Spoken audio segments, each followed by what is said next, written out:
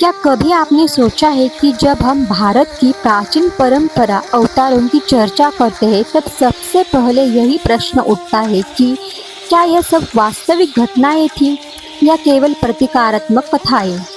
खासकर जब विषय हो भगवान विष्णु का वराह अवतार का, जहां उन्होंने पृथ्वी माता को समुद्र और पाताल की गहराइयों से बाहर निकाला था। आधुनिक विज्ञान इसे निर्भर और रूपक मानता है, लेकिन क्या ये वास्तव में सिर्फ कल्पनाएं थी या इसमें छुपा है कोई गूढ़ रहस्य जिसे विज्ञान अभी भी पूरी तरह समझ नहीं पाया।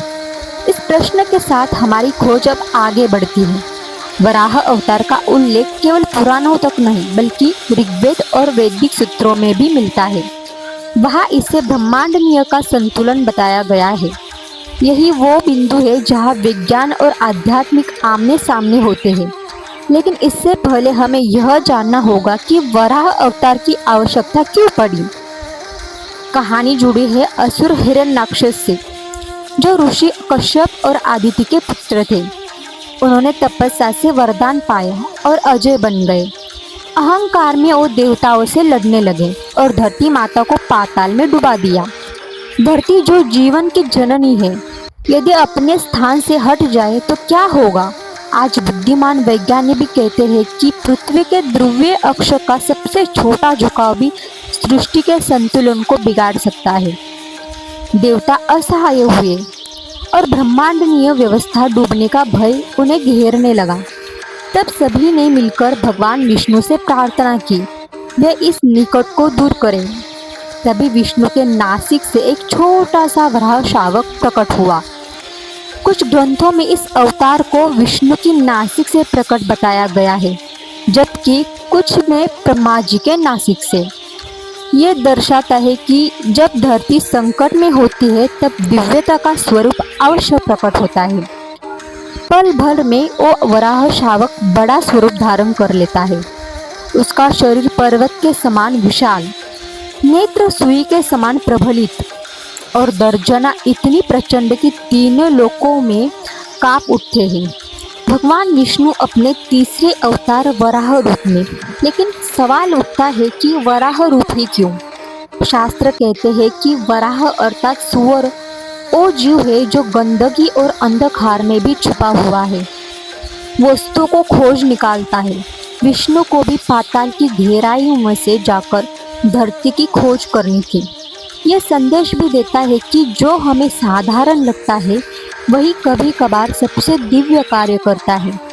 वराह ने पाताल में प्रवेश करते ही महासंग्राम शुरू किया।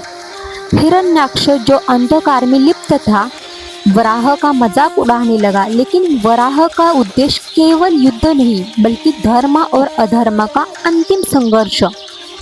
लंबे युद्ध के बाद वराह ने हिरण्याक्ष का वध कर दिया। अहंकार और अत्याचार का अंत हो चुका था, लेकिन धरती अभी भी पाताल की गहराई में थी। तब वराह ने अपने विशाल कंधों और दांतों से धरती को उठाया। ये केवल धार्मिक चित्रण नहीं बल्कि ब्रह्मांडीय संतुलन का गहरा प्रतीक है। भूगर्भ शास्त्र कहता है कि करोड़ों साल पहले धरती जलमग्न थी। धीरे धीरे प्लेटेटेक्टोनिक्स के कारण जीवन योग्य सतह बनी। क्या ये वही धरती है जिसे हमारे ऋषियों ने दिव्य दृष्टि से देखा और कथा में वर्णित किया। हमारे ऋषि केवल भौतिक नहीं बल्कि ऊर्जा और चेतना के स्तर पर घटना को देखते थे। इसीलिए वराह रूप धरती उठाने वाला ही नहीं बल्कि अंधकार से संतुलन की ओर ले जाने वाला प्रतीक भी है। आधुनिक विज्ञान कहता है कि ब्रह्मांड की शुरुआत अव्यवस्थित ऊर्जा से हुई और धीरे धीरे उसमें संरचना बनी।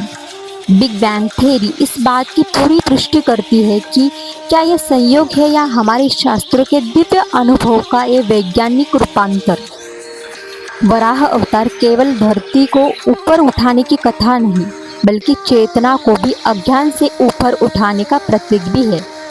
जब मानव मन अंधकार में डूबता है तभी भीतर से एक शक्ति जागती है और शक्ति चेतना को ऊपर उठाती है। जैसे वराह विज्ञान कहता है कि मानव चेतना का विकास पिछले स्तर से उच्च स्तर की ओर हुआ।